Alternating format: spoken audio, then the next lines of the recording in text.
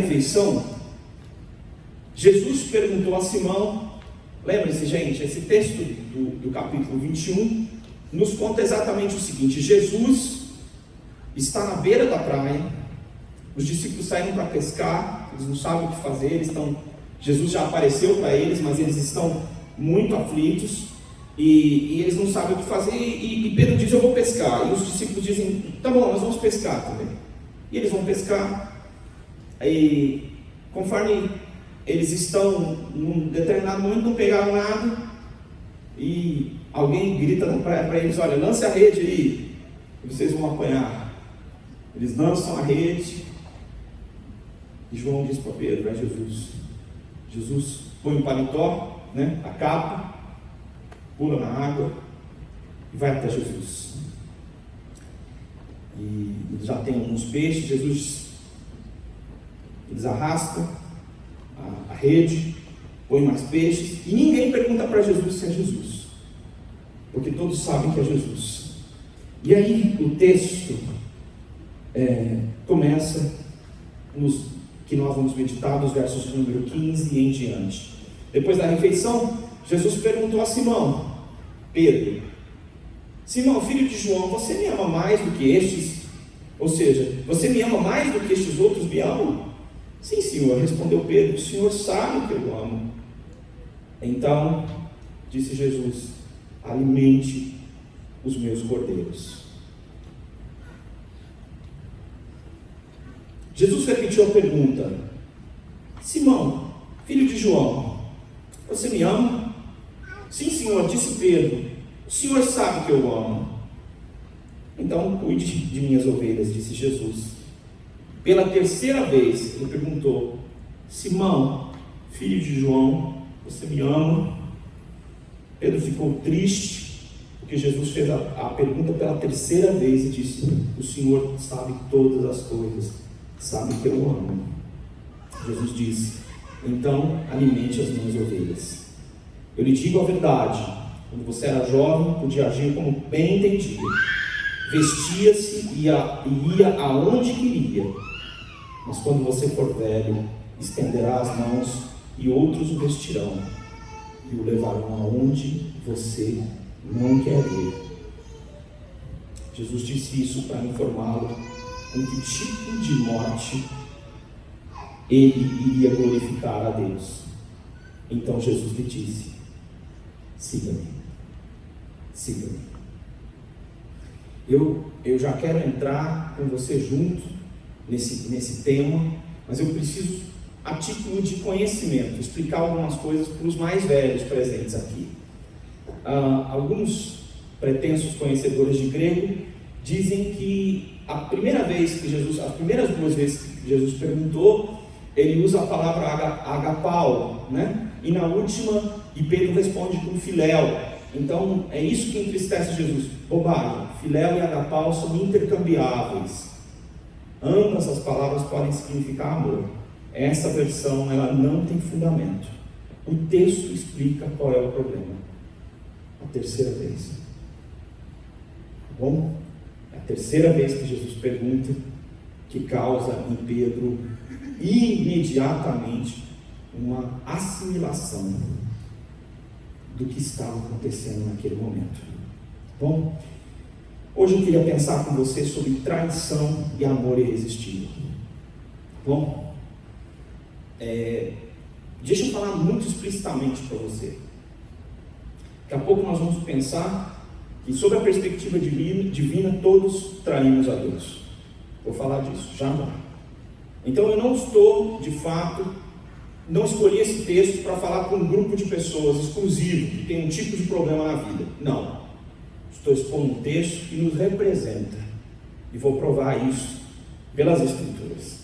Tá bom? Sem mais delongas, vamos trabalhar. Traição e amor irresistível. Em primeiro lugar, eu quero te dizer que a traição é uma estrada de esquecimento. E uma das coisas que mais nos dói é a gente ser esquecido. Eu acho que dói muito isso. E talvez seja uma das coisas que a pessoa pós-moderna menos aceite na vida, seja ser esquecido. mas nós só somos traídos por quem nós amamos. Nós podemos nos decepcionar com as outras pessoas, mas traídos só somos por quem amamos. A traição, o primeiro tipo de definição que eu quero te dizer, é que a traição ela rouba a esperança. Esperança é baseada em promessas, promessas de fidelidade eterna, promessas que são verbais, escritas ou mentais. Deixa eu te falar, as promessas verbais nós guardamos, as escritas mais ainda, nós até colocamos as pessoas em juízo por causa das escritas. Mas as mentais e emocionais, das quais vou falar daqui a pouco, são as piores, as quais nós temos grande dificuldade de aceitar. Muito bem, como o amor é transitivo, e nós temos falado disso, amor que tudo transforma, é o nosso tema esse mês, e o mês que vem. Como o amor é transitivo, eu espero ser tratado com dignidade e com respeito. E nós criamos expectativas em torno das pessoas e nós nos frustramos, porque as pessoas nem sempre vão nos tratar com dignidade e respeito. Outras vezes nós recebemos promessas das pessoas. As pessoas nos prometem muitas coisas, promessas eternas, e esse é o pior tipo de promessa que o ser humano é capaz de cumprir, são as promessas eternas. Eu prometo amar você, eu prometo ter um compromisso com você, eu prometo ser fiel a você. Algumas pessoas ouviram uma promessa: olha, você só sai daqui quando a empresa fechar. Mas a empresa foi vendida e ele saiu antes. O que aconteceu com aquela promessa tão especial? A esperança de construir um futuro com uma pessoa que você imaginou que ia ser para sempre, não deu certo. E essas expectativas frustradas são muito dolorosas. Elas não cicatrizam com facilidade. E eu queria te falar sobre um grave problema, que são as expectativas que nós temos sobre promessas emocionais. Nós não nos disseram isso, mas nós imaginamos. Não sei se você que é mulher, que está me ouvindo hoje, já vou falar com os homens também, tá? Se você é assim, hipersensível, você acha que, de repente, poderia. Os rapazes, bobões, com todo respeito a vocês, rapazes, meninos, né? Eu gosto muito de você, e aí o cara fala agora, né? E depois você descobre como amigo, né? Adolescência, juventude, isso são pequenas quedas, porque a gente está mais jovem. Mas nós esperamos muito das pessoas, sim. E a gente cria uma expectativa mental e uma expectativa emocional.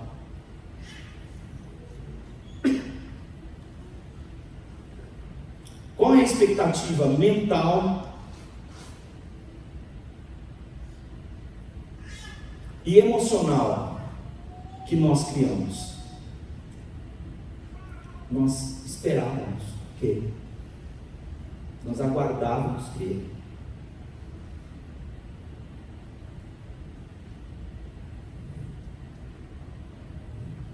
mas não deu certo. Você imagina o que é uma espécie de traição?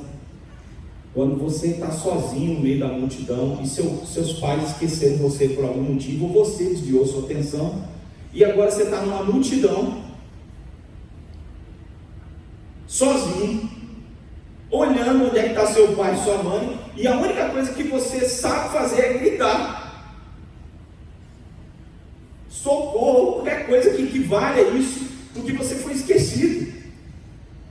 Não tem coisa pior do que para a criança, e às vezes ela chora muito tempo magoada, porque ela fala assim: você me abandonou.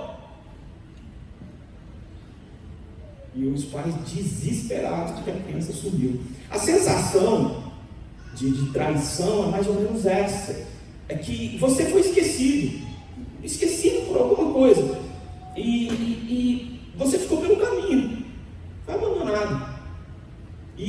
sensação na qual eu queria ser muito franco. Muitas pessoas não se recuperam a vida inteira.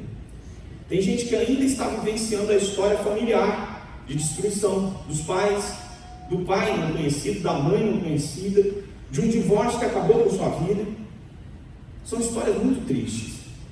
E elas servem bem para ilustrar o segundo aspecto ainda dentro de traição, na estrada do esquecimento, que todos nós somos traidores. Como assim? Deus fez um pacto com o nosso pai Adão. Ele disse: você não pode comer desse fruto, estou confiando em você. Posso confiar em você, 01? Entendeu? Que é o 01, né? 01, tranquilo? Pode? E aí veio a 01, né, e falou para ele: olha, esse fruto parece ser especial. E os dois caíram. E eu queria mostrar um pouquinho para você do que a gente pode chamar de traição, mesmo antes de abrir os textos bíblicos, para falar disso. Nós não aceitamos ser chamados de traidores, isso nos ofende. Não é pós-moderno um pregador chegar falando isso na cara de todo mundo e assumindo que ele faz parte desse grupo. Nós não reconhecemos a voz de Deus. Ele está nos chamando. Mas muitas vezes a gente acha que a nossa voz e a voz de Deus é a mesma. Ou a gente acha que as circunstâncias são iguais ao próprio Deus.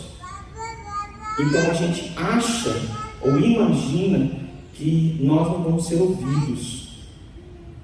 Queiramos tanto que Ele seja o que somos, que não somos capazes de ouvir a sua voz.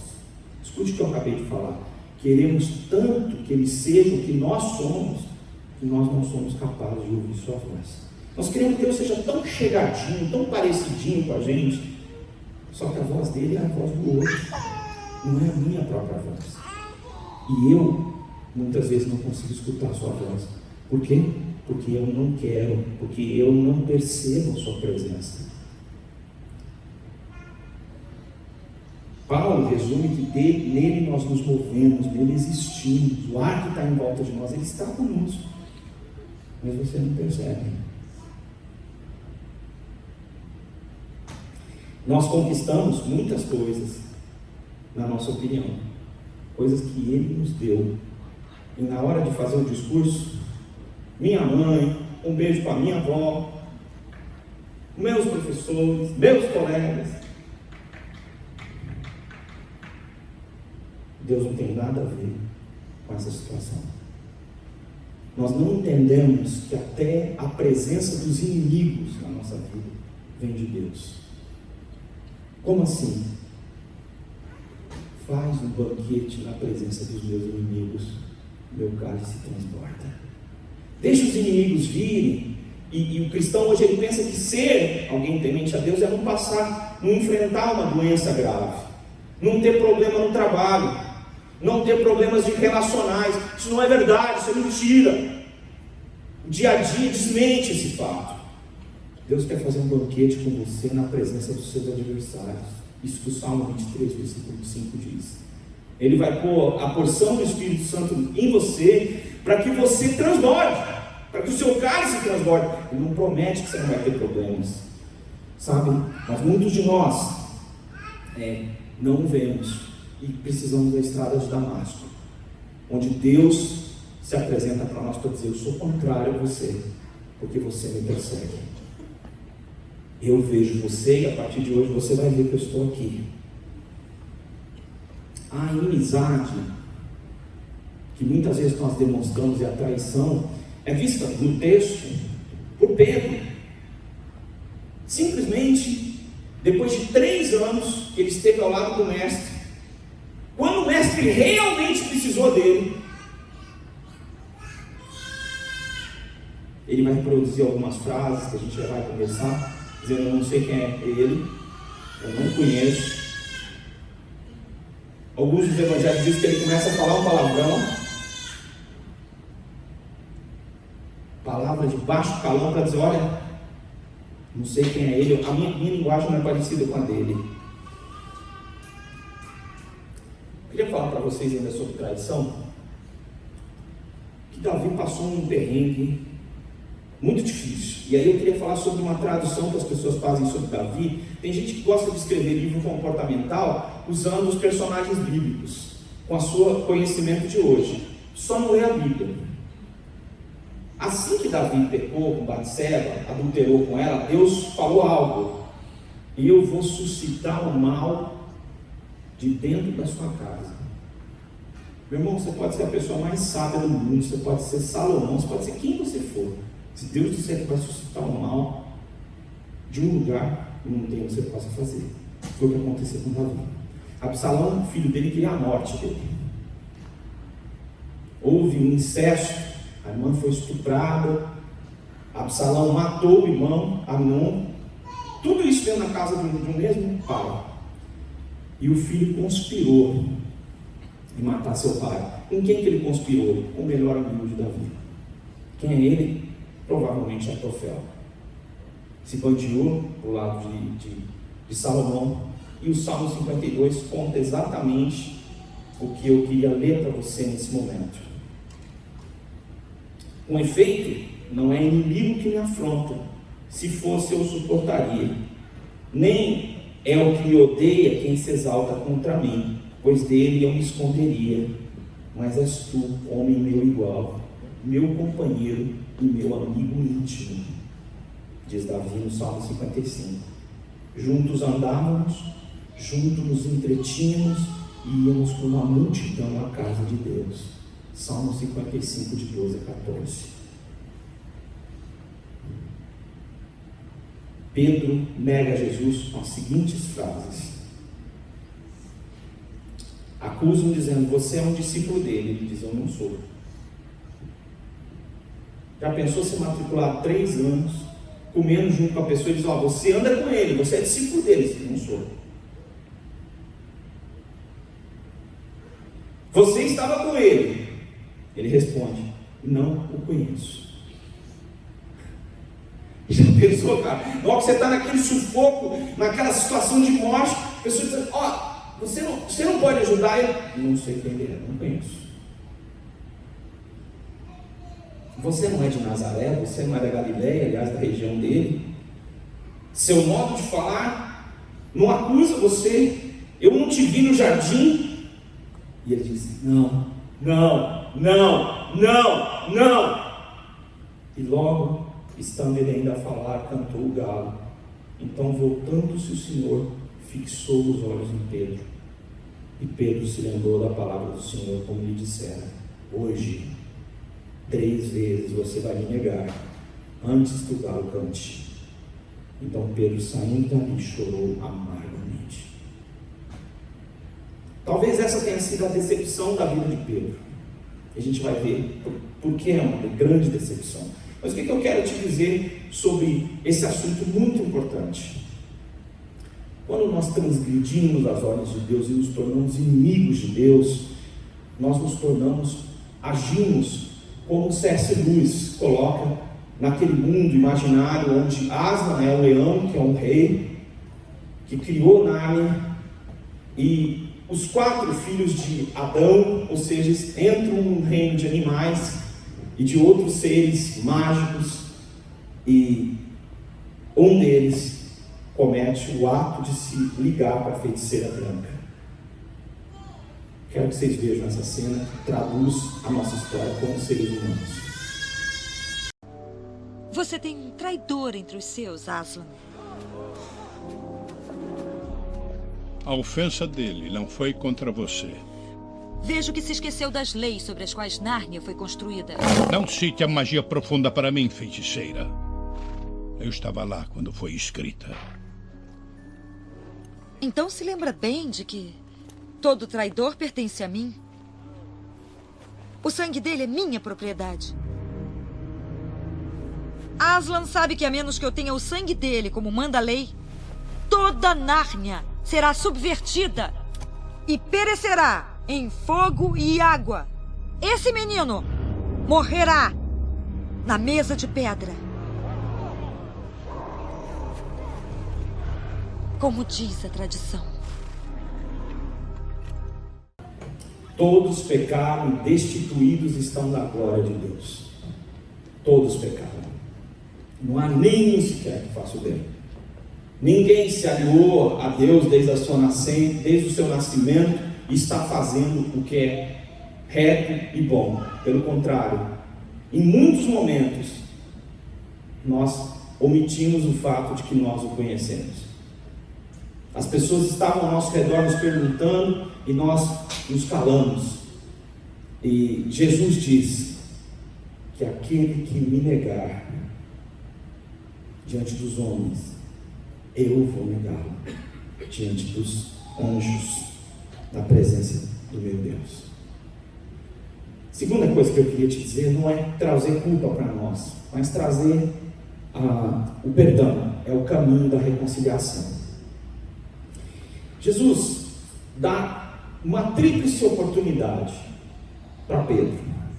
Ele não quer acusar Pedro, mas ele começa uma conversa depois de uma refeição. Na primeira refeição, Pedro olhou para os outros com um certo ar de superioridade e diz: ainda que todos eles te abandonem, eu nunca te deixarei. E Jesus diz: eu te digo que hoje à noite você vai me deixar. E vai dizer que não me conhece. E ele começou a jurar que não. Agora, versículo de número 15, aliás, diz o seguinte: depois da refeição, Jesus perguntou a Pedro: Simão, filho de João, você me ama mais do que estes outros? O que aconteceu nesses últimos 3 dias? Jesus foi espancado violentamente, morreu por asfixia, está com suas mãos furadas, um dos seus lados com uma lança trespassado. Seu semblante é glorioso, ele pode fazer coisas que eles não imaginam, ele aparece e desaparece como quer. Mas agora Pedro está destruído, porque ele não acredita mais na sua moral. Não sei se quem está me ouvindo hoje à noite já passou por isso, mas se você já passou e está passando por isso, eu quero que você foque a tua atenção no que as Escrituras têm para dizer. Pedro não confia mais nele. Ele já fez todos os erros que ele pode cometer numa vida só. E quando eu leio Apocalipse e digo que os olhos de Jesus pegam fogo, são como chamas, tem gente que lê e fala: que bonito. Meu irmão, isso é bonito se você tiver direitinho. Agora, se você está meio desordenado, meu irmão, pega fogo. Ele olha e pega fogo. E se você sabe quem é Deus, você sabe do que eu estou dizendo. Pega fogo.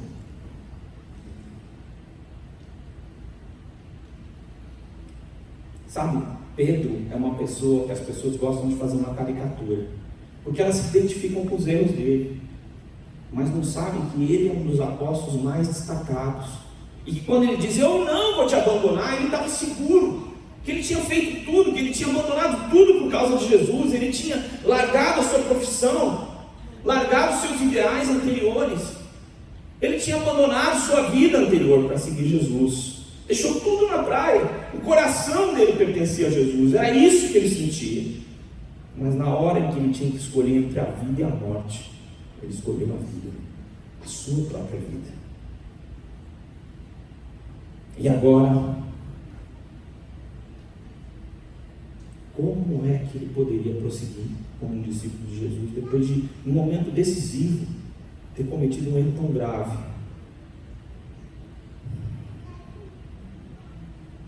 Mas algumas perguntas poderiam vir no coração de Pedro, perguntas que eu tenho certeza que eu e você faríamos. Pedro cortou a orelha de Malco e Jesus ainda foi lá curar. Se ele cortou a orelha de Malco, é porque a mira dele não estava muito certa, porque provavelmente ele não estava mirando a orelha. E Jesus curou, ele disse: põe a espada na bainha, quem fere com a espada vai ser ferido. E ainda deu uma orientação para ele: você não entende que se eu chamar, viriam miríades de anjos, que é como no Antigo Testamento as pessoas dizem um número sem conta de anjos para me defender? Mas Pedro então está aí perguntando, mas por que o senhor não chama esses homens agora então? Essas miríades, não chame miríades, chama uns 10 só, e vamos dar um pau nesses caras. Não deixe eles fazerem isso com você, Jesus. É o que eu e você estamos pensando. E Pedro não está preparado para tudo aquilo que está acontecendo. Ele também não está preparado para esse encontro 3 dias depois. Os olhos de Jesus, olhando para ele, são de muita decepção. A Bíblia não diz o que Jesus, o que o olhar de Jesus quer dizer, qual era a feição de Jesus, a expressão de Jesus. A Bíblia não diz isso. A Bíblia não diz. Pedro diz para nós, através das Escrituras, qual era a expressão dele. Eu abandono o Senhor no momento mais importante. A Bíblia diz que ele chorou amargamente. Mas Pedro acompanhou à distância Jesus ser torturado lentamente. E os discípulos, ao invés de se apresentarem, se esconderam.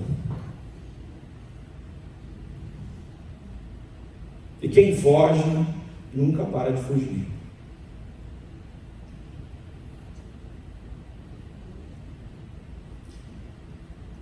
Jesus volta então e diz para ele: ainda que esses todos, você me ama mais do que todos estes, Pedro? E o Pedro, que antes tinha tantas respostas, agora começa com uma resposta cristocêntrica. Ou seja, Cristo está no centro. Senhor, tu sabes. Senhor, eu já não consigo dizer o que eu sou capaz de fazer e o que eu não sou capaz, mas o Senhor sabe, e o Senhor sabe que eu te amo. E Jesus vai responder para ele várias vezes o que ele deve fazer.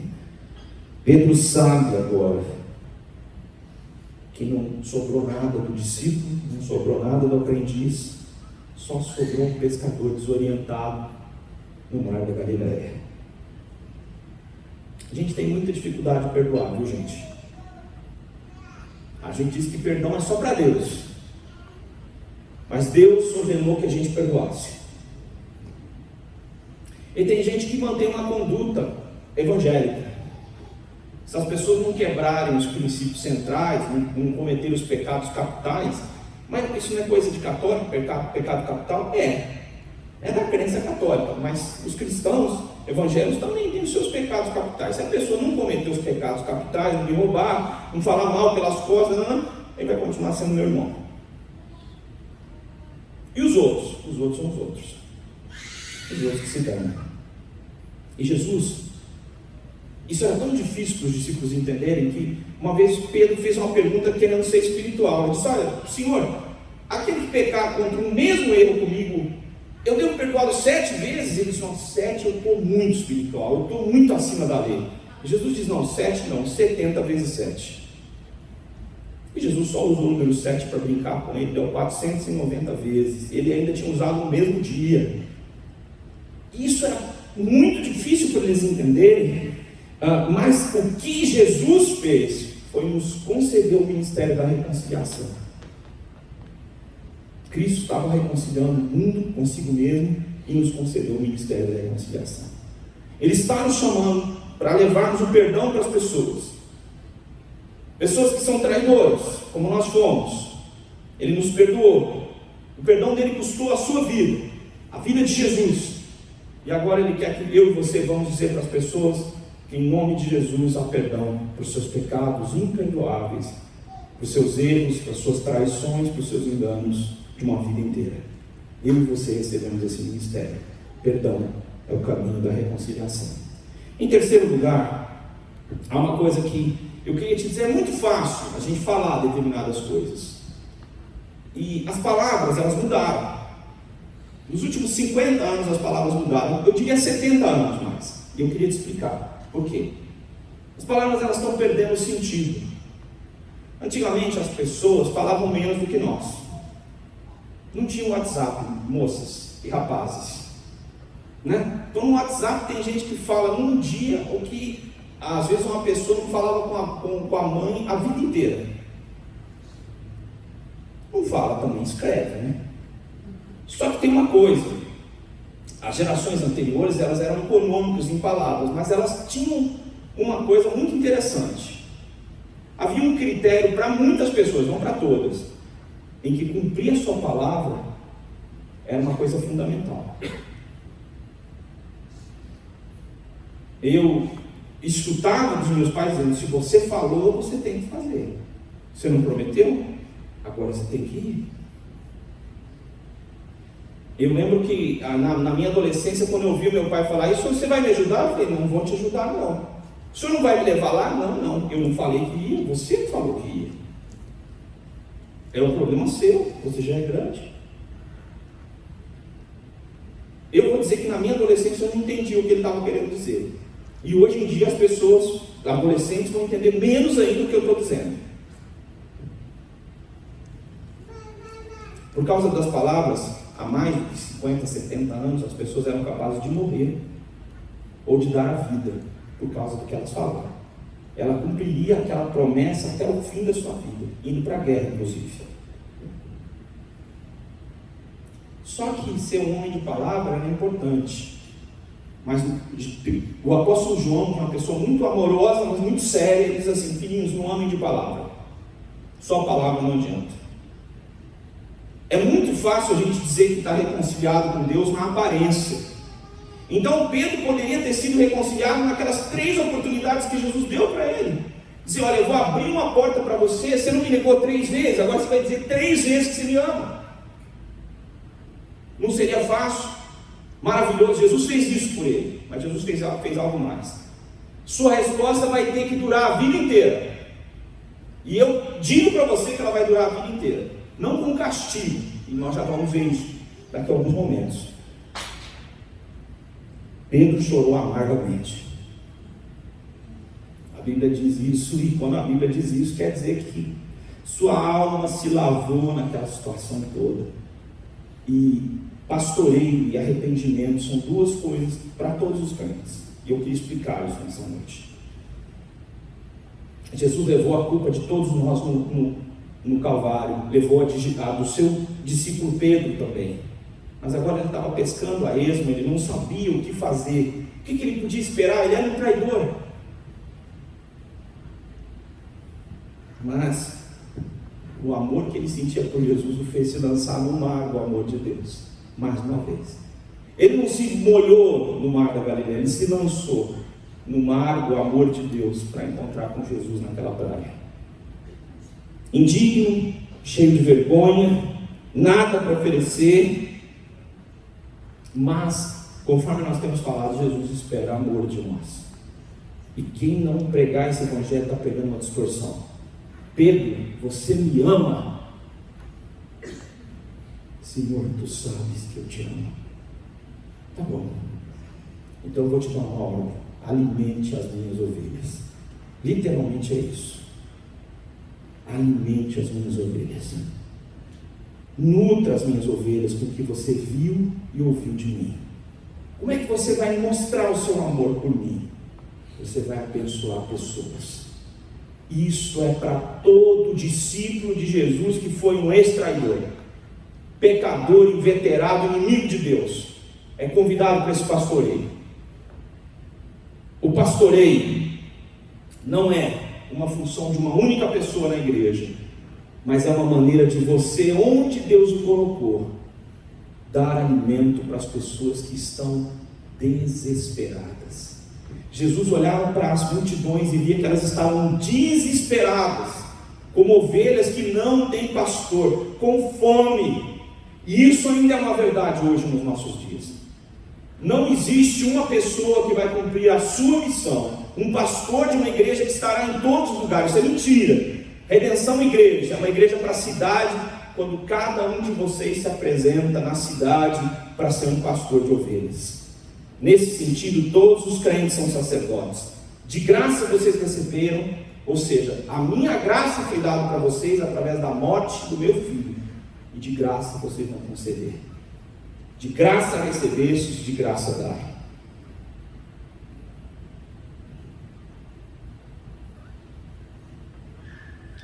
Quando nós vemos traidores próximos de nós esquecemos que um dia nós fomos traidores, que nós fomos inimigos de Deus.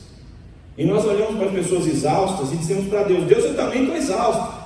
Eles estão dormindo de cansado agora no culto, estou brincando com vocês, e eu também estou cansado.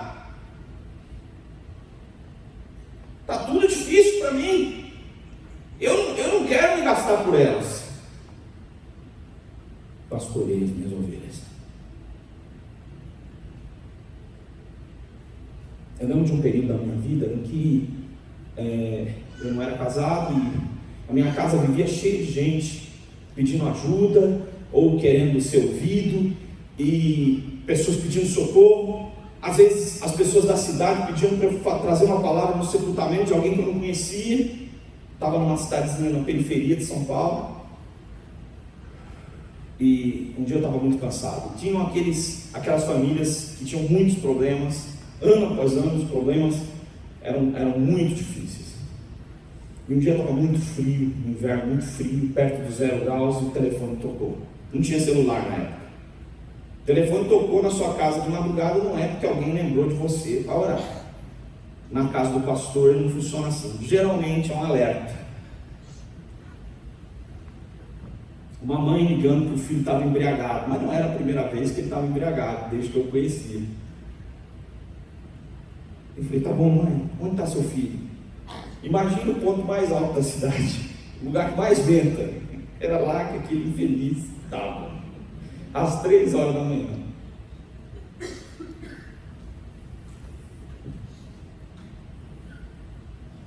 Desliguei o telefone e não precisei pensar muito, ouvir uma palavra de Jesus falando para mim: pastorei as minhas ovelhas. As ovelhas estão perto de você, quer você as veja ou não, quer você as ame ou não, elas estão próximas de você. Mas o chamado do pastoreio vai fazer você fazer algo e coisas que você jamais faria. Eu digo para vocês que eu não faria o que faço por nenhum dinheiro do mundo. Nenhum dinheiro do mundo. Não é porque é mais sublime, não. Eu não faria o que eu faço por nenhum dinheiro do mundo. Não me pague para fazer isso. Tinha que ser uma vocação. E você também foi vocacionado.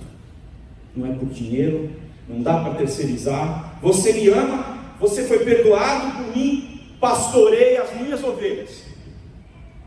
Nutra de alimento as minhas ovelhas, cuide delas. É assim que você vai mostrar que você me ama. Entendeu, Pedro? Entendeu, traidor? Você não é mais alguém que não foi perdoado. Você foi perdoado, deve perdão. Assim você vai mostrar que você não está só dizendo que me ama, mas que você se arrependeu dos seus atos.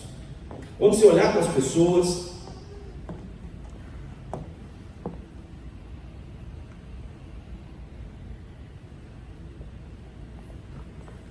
pegar outro, acho que acabou a bateria. Pausa para os comerciais.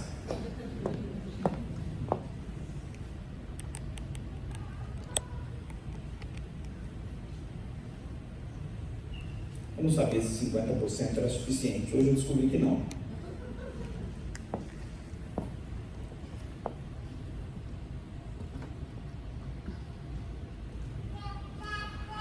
Quarto aspecto e último. Tudo certo aí? Podemos prosseguir? Eu lhes digo a verdade. Quando você era jovem, podia agir como bem entendia. Você vestia-se, versículo 18, ia onde queria. Mas quando você for velho, vai estender as mãos e outros o vestirão e o levarão onde você não quer ir. Jesus disse isso para informá-lo com que tipo de morte ele iria glorificar a Deus. Então Jesus lhe disse: siga-me. João foi o último apóstolo. A tradição diz que ele morreu 90 depois de Cristo. Ele foi para a ilha de Patmos, uma ilha vulcânica, e ainda saiu de lá, irmãos, porque o Senhor desejou. Então, quando ele escreve o Evangelho, muito provavelmente Pedro já partiu. E porque só com essa passagem não dá para entender que quando você vestir a roupa, ou quando for mais velho, vai levar para onde você não quer. Como dá para entender? Não dá. João traduz que é o seguinte: por causa do seu amor a Deus, você vai levar até as últimas consequências do seu amor por mim. E você vai morrer de uma forma que você não planejou, nem vai destinar o seu futuro. A tradição diz que Pedro foi crucificado de cabeça para baixo, tá? Como uma maneira de tortura mais prolongada, e porque ele também respondeu que não era digno de morrer como seu Senhor. Mas eu queria explicar para você por que Jesus disse isso para ele. Se Pedro não se sentia digno para ser discípulo de Jesus agora, nem conseguia responder a história que depois de 3 anos, tudo que aconteceu com ele, ele negou, o que vai ser do futuro dele? O que Jesus diz para ele é o seguinte: você vai se entregar por mim de uma maneira, meu filho, que só o amor é capaz de fazer. Amor que transborda. O amor a Deus vai nos levar por águas desconhecidas, águas que nós não planejamos, águas profundas, que foi o que Jesus disse para os seus discípulos: vão para águas profundas. Nós vamos nos tornar pescadores de homens, e nós vamos ser pessoas usadas por Deus para conservar a vida onde nós formos. Foi essa a fala de José depois de traído pelos seus irmãos e de ser escravizado por mais de 10 anos no Egito. Vocês planejaram o mal, mas Deus transformou em bem. E eu vim para cá para que a vida fosse preservada. Essas são as palavras de José. Não importa a origem de uma traição, o plano de Deus é o bem, é o seu bem, é a sua redenção, é a sua vida ser plena. Não importa como se deu ou por que aconteceu. Não importa se traíram a sua confiança. Não importa o que aconteceu. Pedro tinha uma dívida impagável para com seu Senhor. Ele não confiava mais em si. Ele traiu até o temor a Deus, na sua opinião. Ele não era o homem que ele imaginava ser. Não sabe o que vai acontecer no futuro e não sabe se vai dar conta de qualquer incumbência que o Senhor lhe der. Então Deus lhe deu uma missão: me siga. Você foi considerado digno para essa função por causa do meu sangue. Eu fiz tudo por você. Você vai me seguir, vai ser o pastor que eu quero que você seja. Não essa pessoa omissa, que sabe o que devia falar e se cala. Não essa pessoa que tem que proclamar o meu nome e nega-me na presença das pessoas que são adversas. Não. Eu lhe dei uma missão. E eu vou lhe conceder a autoridade para você cumprir até o último dia, até quando você for velho, Pedro. Você vai mergulhar nesse amor e vai se dar por esse amor. O Senhor da vida e do tempo, o Senhor Jesus, conhecedor de tudo, disse a Pedro: anuncia o meu nome. Você vai ser capaz de fazer isso, porque eu o capacitarei. Eu vou estar com você todos os dias da sua vida até a consumação do século. Você fará isso porque eu posso, não porque você é capaz, não porque você é digno, mas porque em mim você é justo, digno e perdoado. Pedro, apacenta as minhas ovelhas. Houve momentos na minha vida, meu irmão, tão difíceis. Vocês conviveram com alguns momentos difíceis que nós passamos esses meses aqui, em que muitas das vezes não foi muito fácil vir à frente de uma igreja de 100, 200, 1000 pessoas para falar. Ou no projeto de redenção, para centenas, milhares de pessoas. Muitas vezes eu não tinha condição nenhuma. Aliás, sempre eu não tenho condição nenhuma de fazer. É em nome de Jesus, meus irmãos. E na autoridade de Jesus, nós nos preparamos, nós estamos dispostos a fazer a obra, mas quem realiza é o Senhor, mesmo quando você não tem condição. Quando você tinha um amor infantil, Pedro, agora gosto de você, você me deu o que eu queria, agora não gosto, você não me deu o que eu queria. Quando você tinha um amor infantil, você ia onde você queria, mas agora você vai dar a sua vida por mim. Dar a vida não significa é entregar-se para a morte repentinamente, mas é entregar-se todos os dias por alguém, ao ponto de ser capaz de morrer por esse alguém. Isso é dar a vida. É entregar-se por alguém todos os dias e estar disposto a morrer por esse alguém. Você vai dar a sua vida por mim todos os dias, e você vai seguir-me todos os dias da sua vida, Pedro.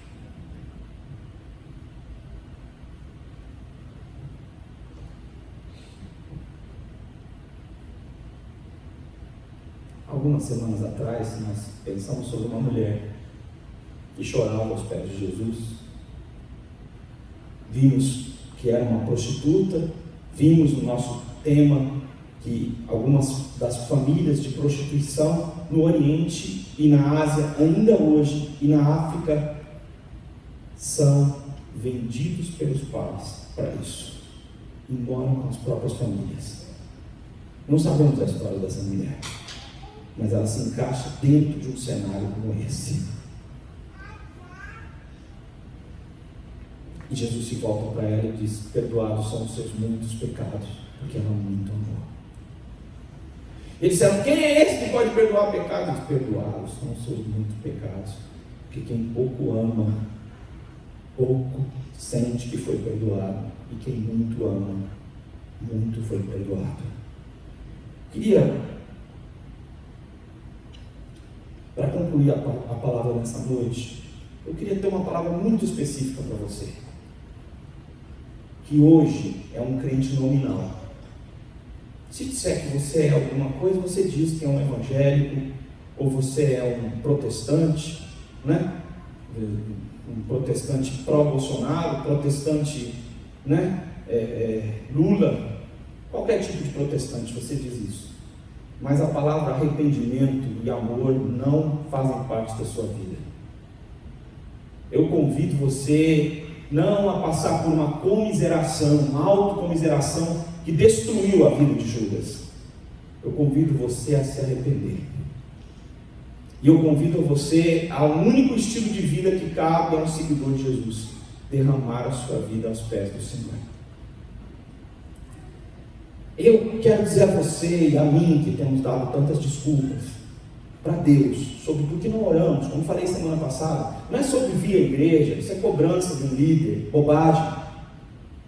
Cobrança é bobagem.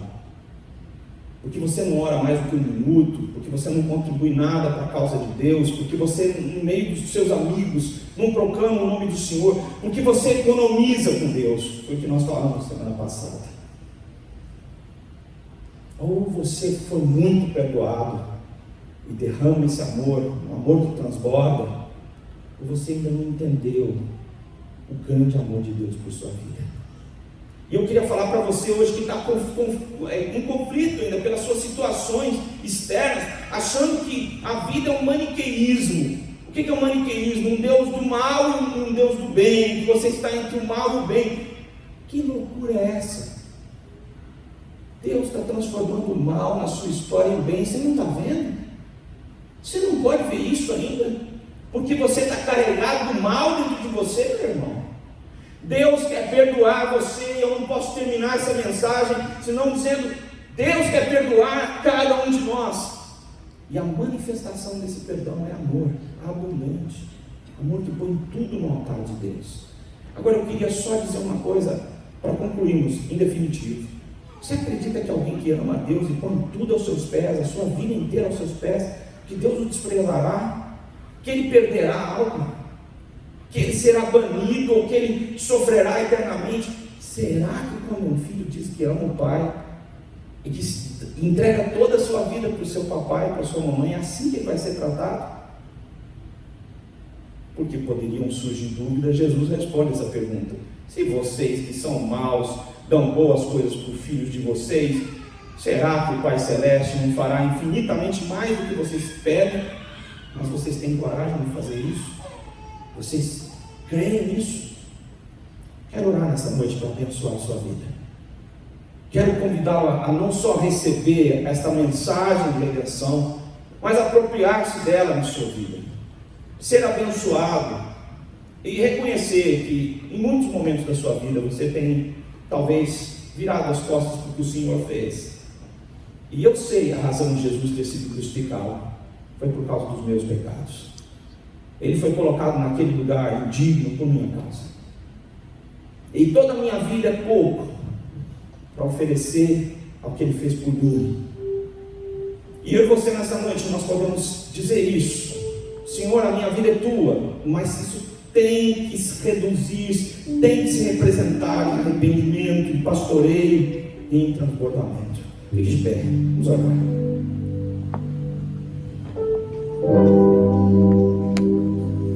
Senhor, Tua palavra foi exposta e nós traímos a Tua confiança tantas vezes quanto esperavas que nós nos posicionássemos em Teu nome, mas nós estávamos olhando as circunstâncias ao nosso redor, a traição que se formava, olhávamos para Judas e não estávamos pensando no que nós faríamos ou deixaríamos de fazer por Ti mesmo. Nós somos Pedro, Pai. Não nas suas maiores e melhores manifestações. Nós somos Pedro porque somos Adão e Eva nos nossos pecados.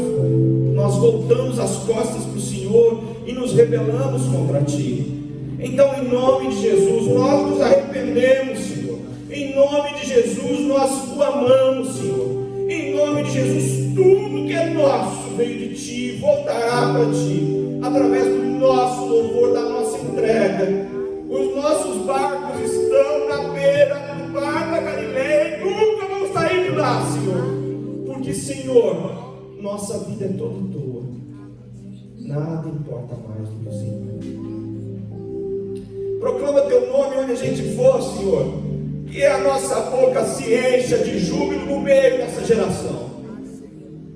Que no meio dessa igreja de redenção surjam homens e mulheres que mudem essa cidade.